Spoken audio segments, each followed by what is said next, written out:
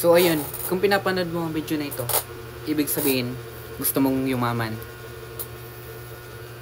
Kung hindi naman, kung ayaw mong yumaman, sige, mag-scroll ka na.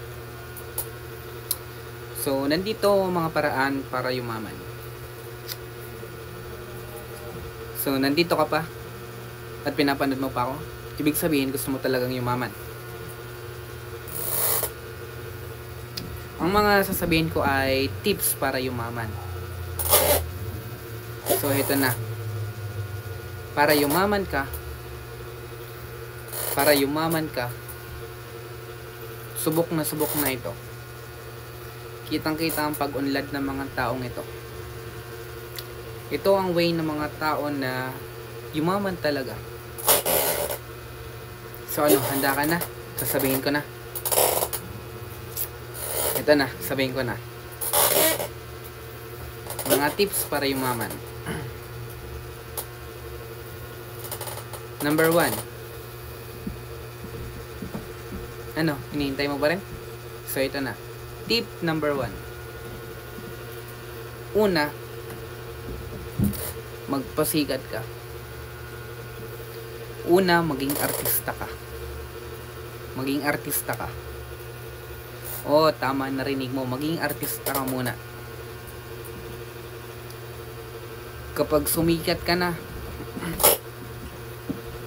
magkakaroon ka dyan ng earnings at kita. Magkakapera ka sa pagiging artista. So, tip number 1, mag-artista ka. Pangalawa, oh, nandito ka pa rin?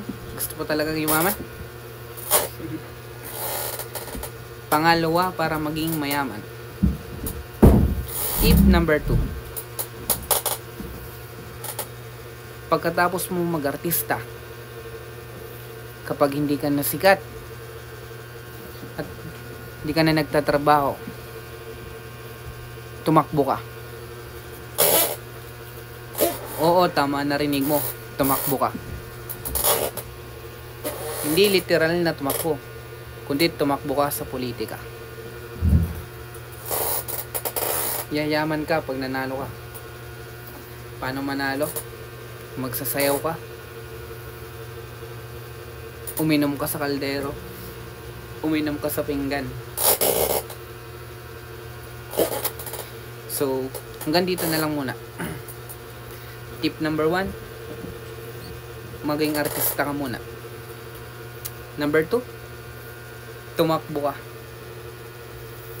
So ayun, subok na ito. Pag nagawa mo yung dalawang tip, yayaman ka talaga.